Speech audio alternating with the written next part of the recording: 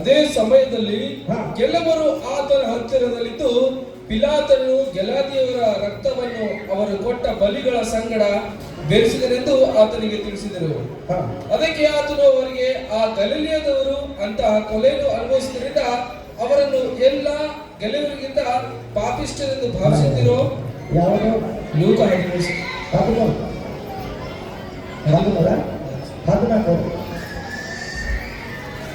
ಆತನು ಸಬ್ಬತ್ತಿನದಲ್ಲಿ ಫರಿಸಾಯರ ಮುಖ್ಯಸ್ಥರಲ್ಲಿ ಒಬ್ಬನ ಮನೆಗೆ ಊಟಕ್ಕೆ ಹೋದಾಗ ಅವರು ಆತನನ್ನು ಹೊಂಚು ನೋಡುತ್ತಿದ್ದರು. ಆಗ ಯೇಸು ತನ್ನ ಎದುರಿಗೆ ಜೋಲಿನಲ್ಲಿರುವ ಒಬ್ಬ ಮನುಷ್ಯ ನಿಂತಿರುವುದನ್ನು ನೋಡಿ, ಸಬ್ಬತ್ತಿನದಲ್ಲಿ ಸ್ವಸ್ಥ ಮಾಡುವುದು ಸರಿಯಲ್ಲವೋ ಎಂದು ಧರ್ಮೋಪದೇಶಕರನ್ನು ಫರಿಸಾಯರನ್ನು ಕೇಳಿದನು. ಅವರು ಸುಮ್ಮನೆ ಇರಲು ಆತನ ಕೈ ಹಿಡಿದು ಅವನಿಗೆ ವಾಸ ಮಾಡಿ ಕಳಿಸಿ, ನಿಮ್ಮಲ್ಲಿ ಯಾವನೊಬ್ಬನು ಮಗನಾಗಲಿ ಎತ್ತಾಗಲಿ ಬಾವಿಯಾಗಲಿ ಬಿದ್ದರೆ ಅವನು ತಡ ಮಾಡದೆ ಸಬ್ಬತ್ ದಿನದಲ್ಲೇ ನನ್ನ ಮೇಲಕ್ಕೆ ತರುವುದಿಲ್ಲವೋ ಎಂದು ಅವರನ್ನು ಕೇಳಿದನು. ಅವರು ಅದಕ್ಕೆ ಉತ್ತರ ಕೊಡಲಾರದೆ ಇದ್ದರು. ಇವತ್ತು ಇದು ಅರ್ಥ ಏನಂದ್ರ, ఈరోజు ఈ అర్థం ఏంటిదంటే ఒళ్ళది యాವುದು ಕೆಟ್ಟది ಯಾವುದು అంటున్నాం. చెడ్డది ಯಾವುದು మంచిది ಯಾವುದು, మనిషిని తిಳವಣಿಗೆ ಯಾವುದು ಮಾತು ತಿಳ್ಕೋಬೇಕು, ಯಾವುದು ಮಾತು ತಿಳ್ಕೋಬಾರದು. మనిషి కూడా ఏ మాట అయితే తెలుసుకున్నాలే, ఏ మాట అయితే తెలుసుకోకూడదు. యేసు స్వామి బరವಾಗ యేసు స్వామి వచ్చే సమయంలో ఆ యేసు స్వామి ಬಂದಾಗ ಎಲ್ಲ ಜನರು ಆ ಹಿಂಸೆ ಪಟ್ಟಿದ್ದಾರೆ. యేసు స్వామి వచ్చేటప్పుడు అక్కడ ఉన్న జనాలందరూ యేసుకు హింసించినారు. ఒళ్ళకి దేవుడు ಮಾಡ್ತಾ ಇದ್ದಾನೆ, ಎಲ್ಲರೂ ಬಂದು ಹಿಂಸೆ ಕೊಡ್ತಾ ಇದ್ದಾರೆ. దేవుడు కార్యమును మంచిగా తీసుకుంటూ వస్తున్నాడు, అక్కడ జనాలు హింసిస్తున్నారు.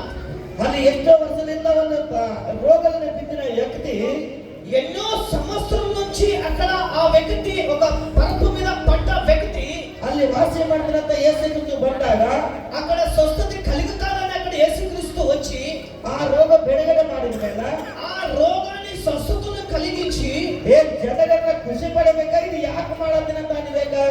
జనాలు మాత్రము ఖుషి పడాలనా, ఇది ఎందుకు నువ్వు చేస్తున్నావని అనాలనా? ಬೇಡನಾ చెప్పనా? దేవుడు ಒಳ್ಳೆದ ಮಾಡಿದ್ದು ಚಲೋ ಆಗ್ತಿರೇನೋ ಏನು ಚಲೋ ಇಲ್ಲ ಅಂತಾರೆ. దేవుడు మంచి కార్యము చేసింది మంచిదంటారా, మంచిది కాదంటారా? ఆ ప్రశ్న అడుగుతుంది. సబ్బతి దిన యాక ಮಾಡ್ತಾ ಇದ್ದೀವಿ ಒಳ್ಳೆದು. నువ్వు సబ్బతి దినము నాడు ఎందుకు ఈ కార్యమును నువ్వు చేస్తున్నావు? యేసుక్రీస్తు ಹೇಳ್ತಾ ಇದ್ದಾನೆ, అక్కడ యేసుక్రీస్తు అంటున్నాడు, ఈ సబ్బతి దిನದ ಅರ್ಥ ನೀವು ಎದ್ದೆ ಆಗಲಿ, ನಿಮ್ಮ ಕುರಿನೇ ಆಗಲಿ, ಪರಣ ಆಗಲಿ ಬಾಯಿನಲ್ಲಿ ಬಿಟ್ಟರೆ, ఈ సబ్బతి దినము నాడు ఏదో ఒక ఎద్దు కావచ్చు, ఒక గోద కావచ్చు, కాకపోతే ఒక గొర్రెనే కావచ్చు, ఆ బావిలో మాత్రం అది పడితే ಅದು ತೆಗೋದು ಜೀವ ಉಳಿಸೋದು ಮುಖ್ಯನ, ಜೀವ ಹೋಗೋದು ನೋಡ್ಕೋದ ಮುಖ್ಯನ? అక్కడ బావిలో పడ్డప్పుడు జీవి బతికించేది ముఖ్యమా, జీవి పడగొట్టేది ముఖ్యమా? ಯಾವುದು ಮುಖ್ಯ? ಸಂಪತ್ತು ದಿನ ಮುಖ್ಯನಾ, ಜೀವ ಉಳಿಸೋದು ಮುಖ್ಯ? ಯಾವುದು ಮುಖ್ಯಮು? ಸಂಪತ್ತು ದಿನము ಮುಖ್ಯమా, ప్రాణము బతికించే దినము ముఖ్యమా? చెప్పండి.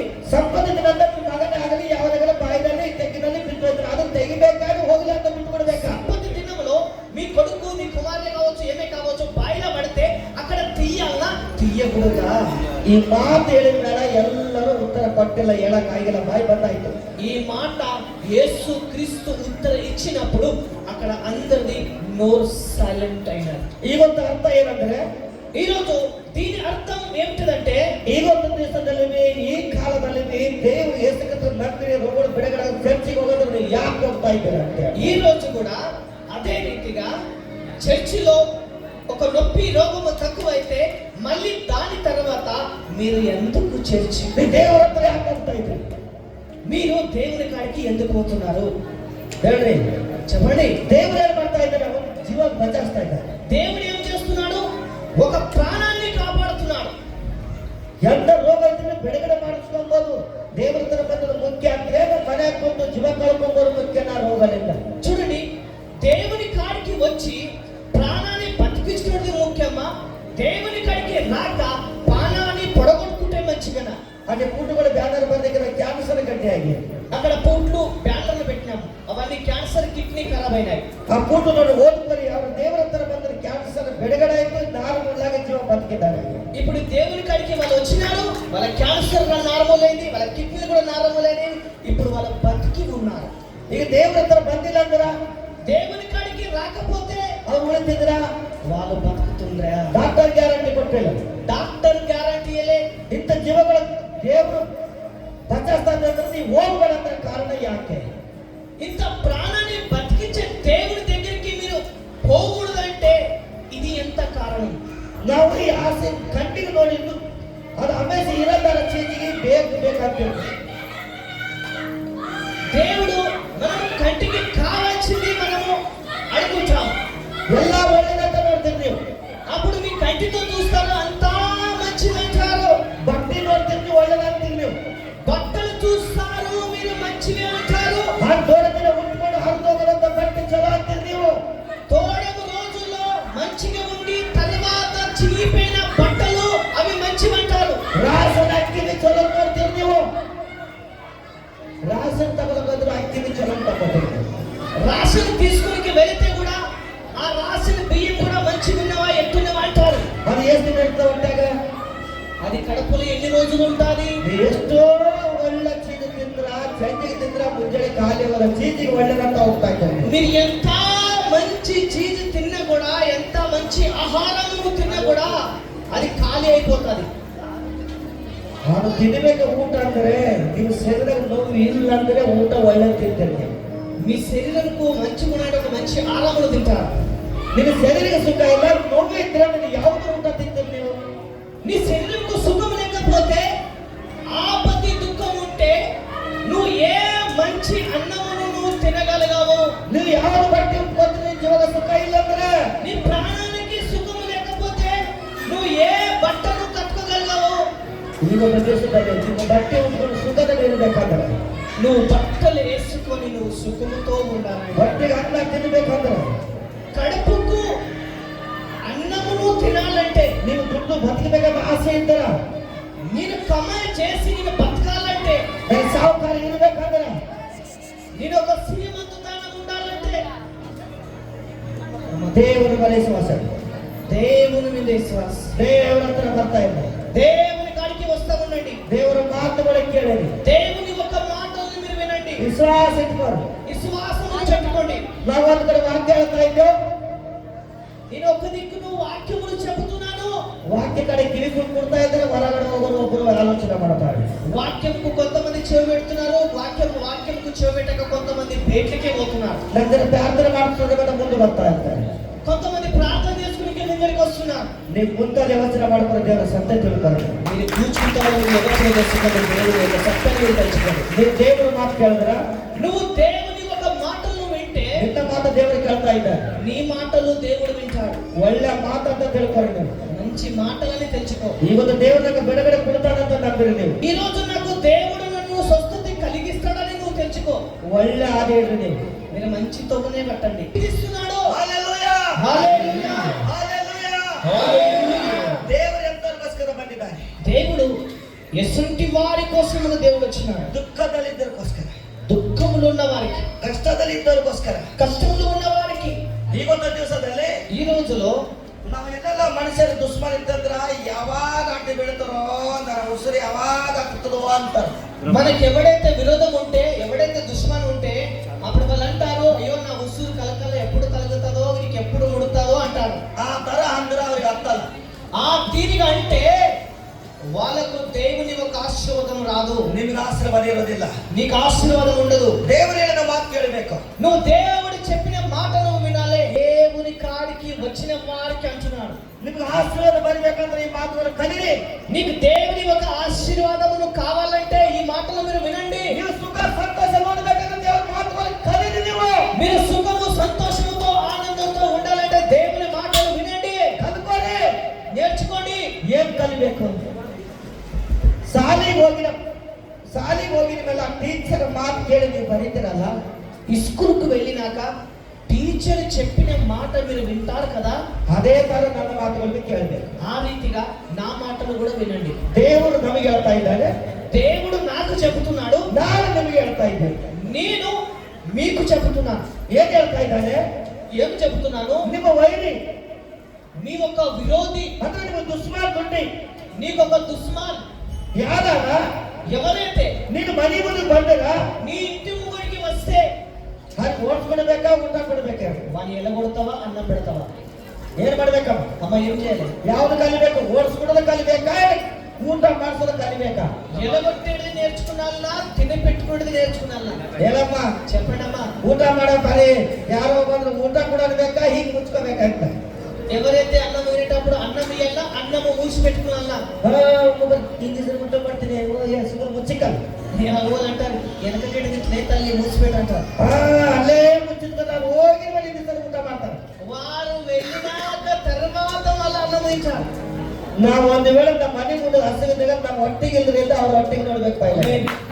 మన కడుపుకు అన్నము లేకుండా వాళ్ళ కడుపుకు మాత్రం అన్నము పెట్టాలి. ದೇವರು ಮೆಚ್ಚೋದು ಮಾತಿದು. ఇది దేవుడు మెచ్చటి మాట. ನಮಗೆ ಇದ್ರೆ ಇಲ್ಲ ನಾನು ಉಪವಾಸ ಇದ್ದು ಬೇರೆ ಹೊಟ್ಟೆ ತುಂಬಿಸಬೇಕು ದಾನ ಅನ್ನ మనం ಊಟ ఉన్న ಕೊಡ್ಬೇಕು. పర్వాలే, ఉపాసం ఉన్న పర్వాలే, వాళ్ళకు మాత్రం అన్నము పెట్టి తోలియాలి. ಎಲ್ಲಕ್ಕಿಂತ ಪ್ರೀತಿ ದೊಡ್ಡದು ಮೆಚ್ತಾನೆ ಒಂದು అన్నిటికన్నా పెద్ద ప్రీతి మెచ్చుతాడు.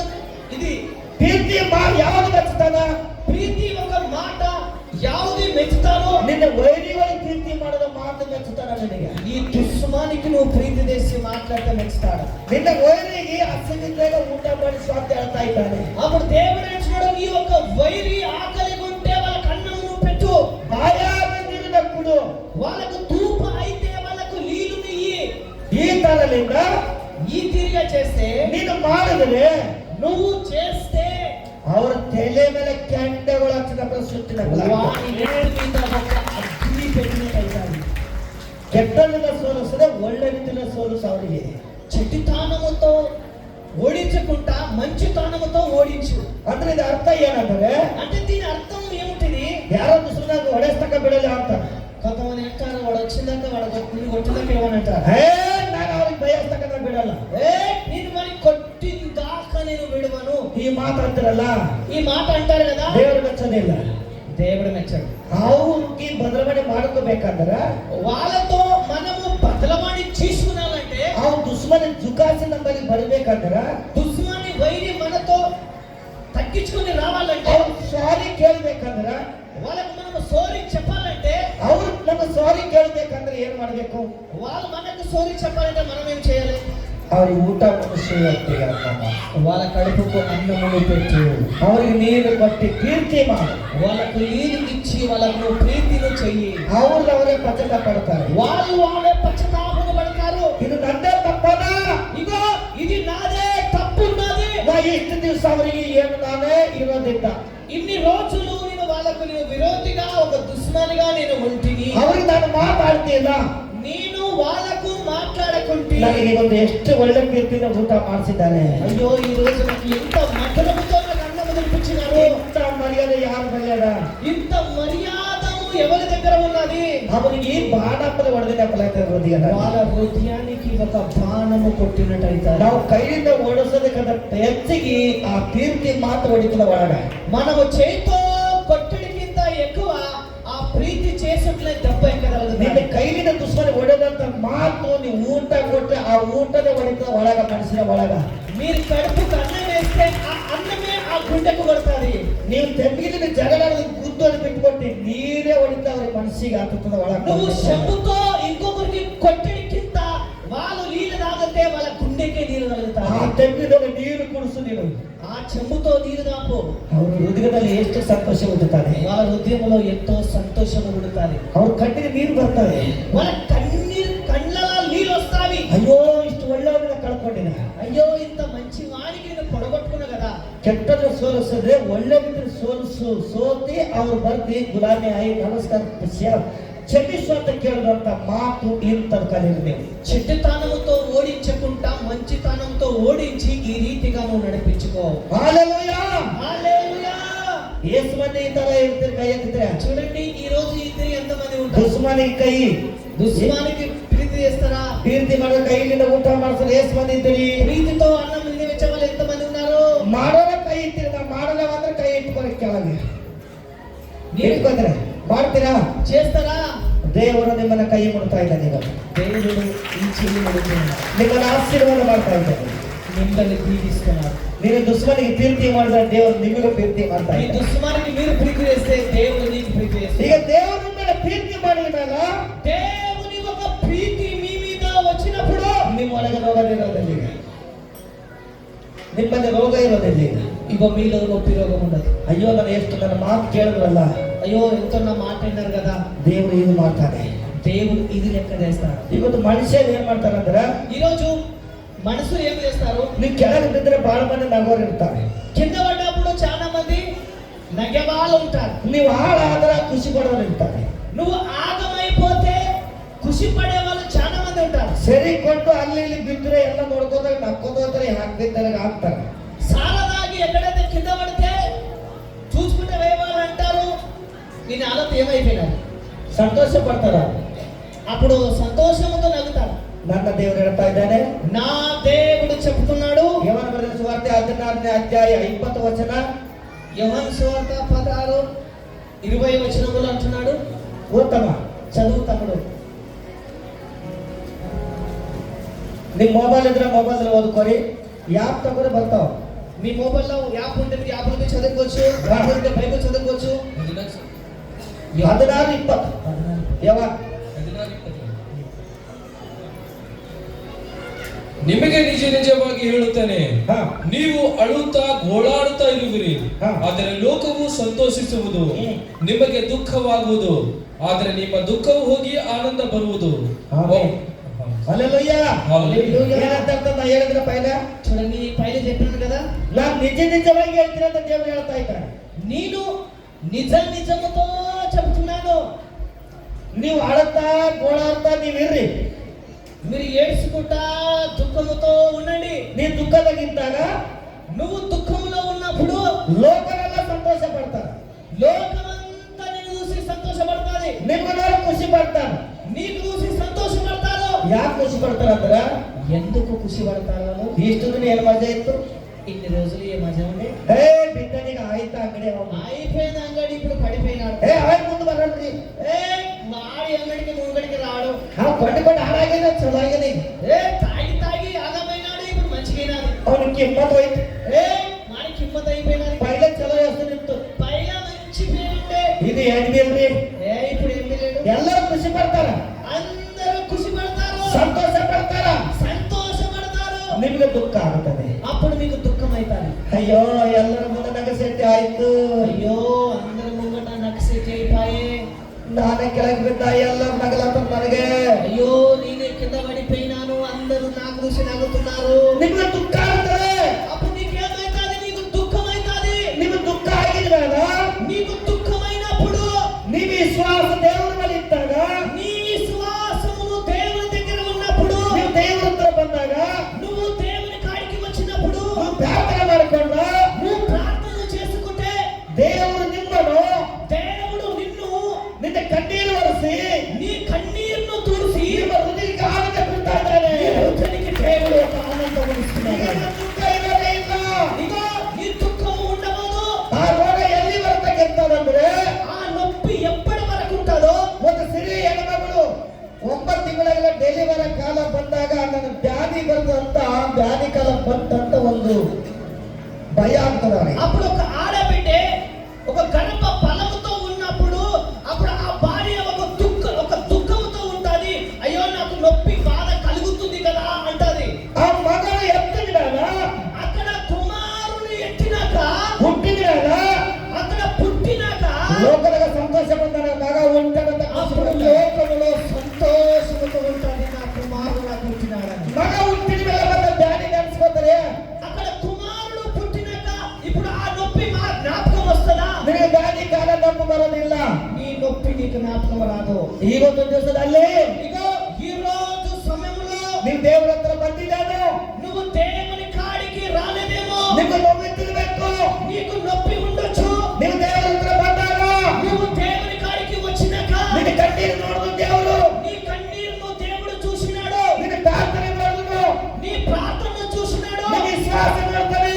నీ విశ్వాసమును చూస్తాడు. ಈಗೊಂದು ದಿವಸದಲ್ಲಿ ఈ రోజు సమయంలో ಆ ಬ್ಯಾನಿ ಕಾಲ ಮತ್ತೆ ನೆನೆಸೋದೇ ಇಲ್ಲ ನೀವೀಗ. ఆ నొప్పి నువ్వు జ్ఞాపకం చేసుకునే కాదు. ಇಲ್ಲಿ ಹೊತ್ತಿಗೆ ನೋವಿತ್ತಿರ್ಬೇಕು.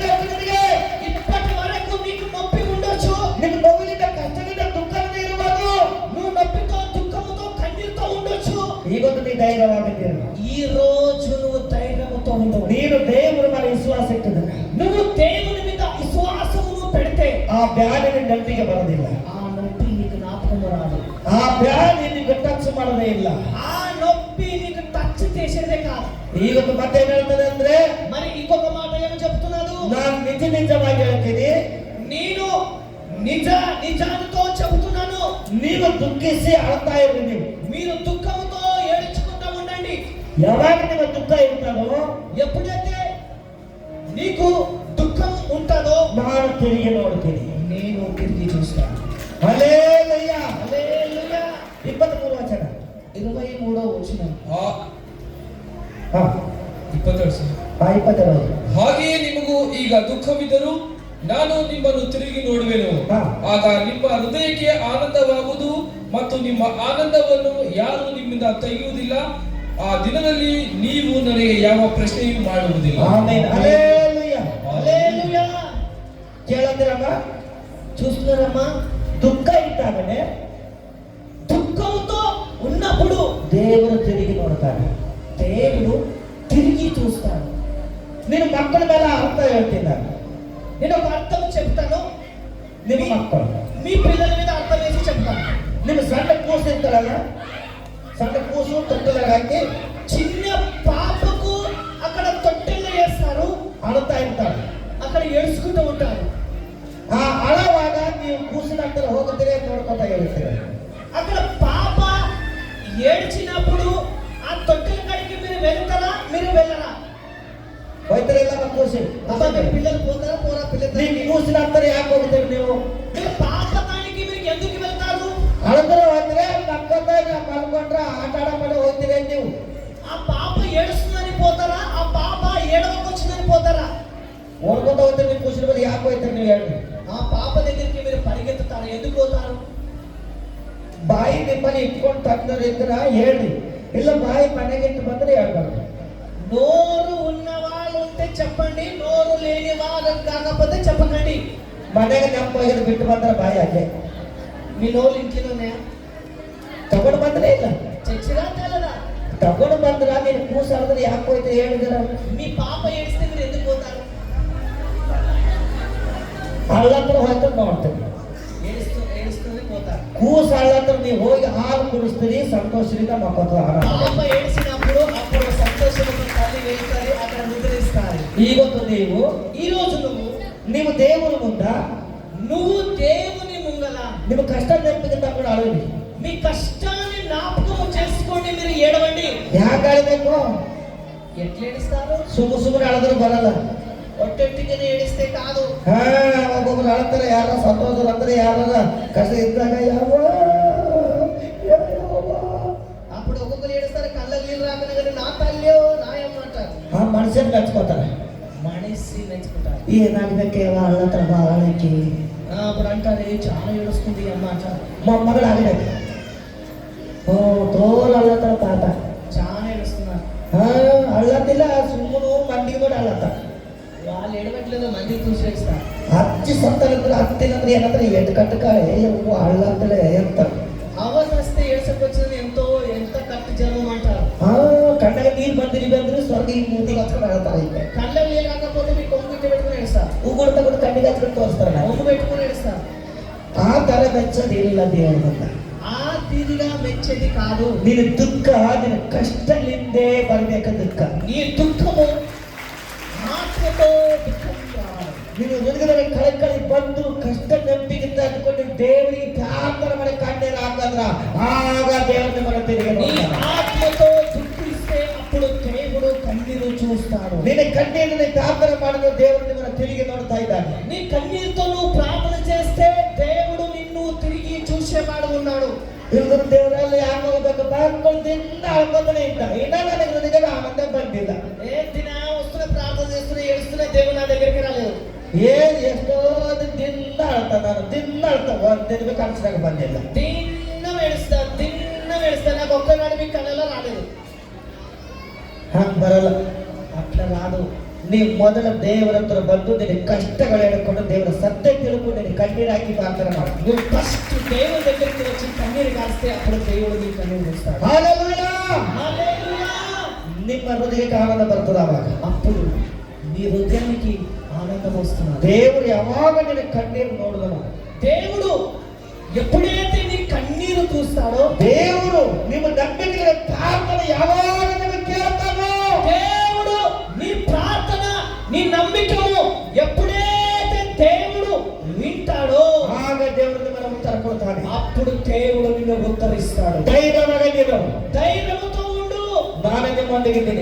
నేనే నీ తోడుగా ఉన్నాను. ಈಗ ನಿಮ್ಮ ಹೃದಯಕ್ಕೆ ಆನಂದ ಬರ್ತಾ ಇದೆ. ಈಗ నీ హృదయానికి ఆనందం వస్తుంది. ಈ ಹೃದಯದಲ್ಲಿ ದೇವರು ಕೊಟ್ಟಿದ್ದ ಆನಂದ ಯಾರು ನೀವು ಭೂಲೋಕಕ್ಕೆ ತೆಗೆದಕ್ಕೆ ಸಾಧ್ಯನೇ ಇಲ್ಲ. ఈ భూమి మీద దేవుడిచ్చిన ఆనందము ఎవరితో దీనికి సాధ్యం లేదు. ಆ ದಿನದಲ್ಲಿ ನೀವು ನೋಡೋರಾಗಿರ್ತೀರಿ. ఆ దినములో నువ్వు చూడవుతావు. ಈಗ ನನಗೆ ಕೊಟ್ಟಿನ ಆನಂದ, ఇగో నాకిచ్చిన ఆనందం, ನನಗೆ ಕೊಟ್ಟಿನ ದೇವರ ಸಂತೋಷ నాకిచ్చిన దేవుడు ఒక సంతోషం ನೀವು ನೋಡ್ತಾ ಇದ್ದೀರಿ, మీరు చూస్తున్నారు, ನಾನು ನೋಡ್ತಾ ಇದ್ದೀನಿ. నేను చూస్తున్నాను.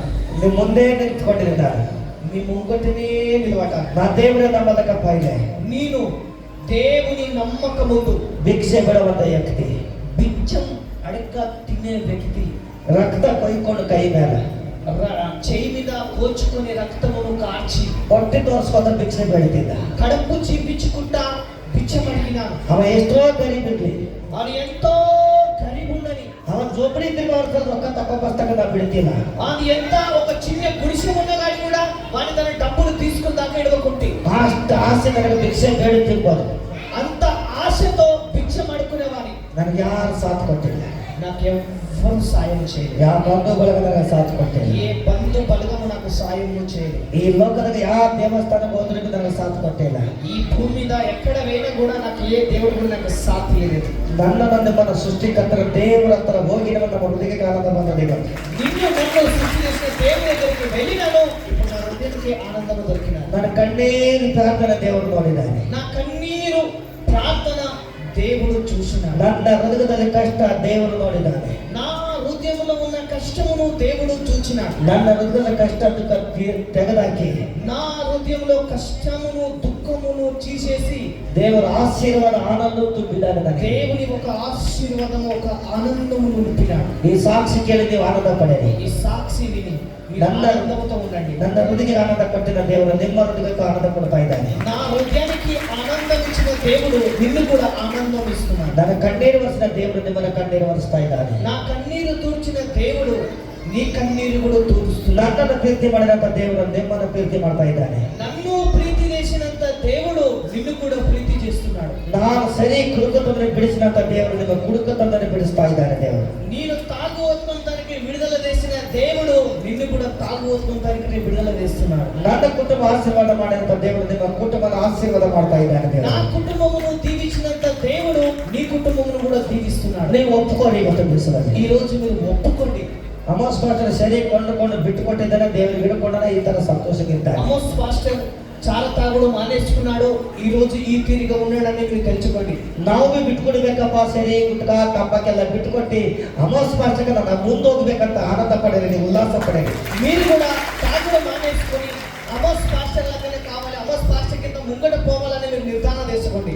ದೇವರು ನಿಮ್ಮನ್ನು ಆನಂದ ಕೊಡ್ತಾ ಇದ್ದಾನೆ. దేవుడు నిన్ను ఆనందం ఇస్తున్నాడు. ನಿಮ್ಮ ಹೃದಯಕ್ಕೆ ಸಂತೋಷ ಕೊಡ್ತಾ ಇದ್ದಾನೆ. అప్పుడు దేవుడు నీ హృదయానికి నువ్వు సంతోషం ఇస్తున్నాడు. ದೇವರು ಆಶೀರ್ವಾದ ಮಾಡ್ತಾ ಇದ್ದಾನೆ. దేవుడు ఆశీర్వాదం ఇస్తున్నాడు. ಇವತ್ತು ನೀವು ವಾಕ್ಯ ಕೇಳಿದ್ರೆ ఈ రోజు వాక్యమును విన్నారు. ನಿಮ್ಮ ಹೃದಯಕ್ಕೆ ಆನಂದ ಬರ್ತಾ ಇದ್ದಾನೆ. మీ హృదయానికి ఆనందం వస్తున్నారు. ದೇವರು ನಿಮ್ಮನ್ನು ಆಶೀರ್ವಾದ ಮಾಡ್ತಾ ಇದ್ದಾನೆ. ಇವತ್ತು దేవుడు నిన్ను దీవిస్తున్నాడు. ದೇವರು ನಿಮ್ಮನ್ನು ಪ್ರೀತಿ ಮಾಡ್ತಾ ಇದ್ದಾನೆ. దేవుడు నిన్ను ప్రీతి చేస్తున్నాడు. ಈ ವಾಕ್ಯ ಕೇಳಿದ ಮೇಲೆ ఈ వాక్యము విన్నాక ನಿಮ್ಮ ಹೃದಯದಲ್ಲಿ ಮನಸ್ಸಿಗೆಲ್ಲ ಹುಟ್ಟಲಿ. మీ హృదయంలో మనసులో పుట్టండి. ಇದು ನಿಜವಾಗಿ ದೇವರ ಮಾತು. అయ్యో ఇది నిజమైన దేవుని మాటలు. ದೇವರ ಕಣ್ಣೀರು ಒರೆಸಂತ ದೇವರು, దేవుడు కన్నీరు తూర్చే దేవుడు ఉన్నాడు. ನಮಗೋಸ್ಕರ ಬಂದಿರಂತ ದೇವರು, మన కోసం వచ్చినంత దేవుడు ఉన్నాడు. ನಮ್ಮ ರೋಗಗಳ ಕಷ್ಟಗಳು ದೂರ ಮಾಡುವಂತ మన ದೇವರು, రోగాల నొప్పులు దూరం చేసే దేవుడు ఉన్నాడు. ನಮ್ಮ ಸುಖ ಸಂತೋಷ ಕೂಡ ದೇವರು ಎಸಿದ್ದಾರಂತ మనకు సుఖము సంతోషం ఇచ్చే దేవుడు యేసు ఉన్నాడు. ನೀವು ನಂಬಿ ಪ್ರಾರ್ಥನೆ ಮಾಡಿದಾರ నువ్వు నమ్మి ప్రార్థన చేస్తే ದೇವರು ನಿಮ್ಗೆ ಒಂದು ಧೈರ್ಯ ಕೊಡ್ತಾ ಇದ್ದಾನೆ. దేవుడు నీకు ధైర్యం ఇస్తున్నాడు. ನಿಮಗೆ ಆನಂದ ಕೊಡ್ತಾ ಇದ್ದಾನೆ. నిన్ను దేవుడు ఆనందం ఇస్తున్నాడు. ಈಗ ನಿಮ್ಮ ಆನಂದ ಯಾರು ತೆಗೆಲಕ್ಕೆ ಸಾಧ್ಯನೇ ಇಲ್ಲ. ఈ నీ ఆనందము సాధ్యం ఎవరు తీనికే సాధ్యం ದೇವರು ನಿಮ್ಮನ್ನು ಆಶೀರ್ವಾದ ಮಾಡ್ತಾ ಇದ್ದಾನೆ ಈಗ. దేవుడు నిన్ను ఆశీర్వదిస్తున్నాడు. ఆనంద పడి,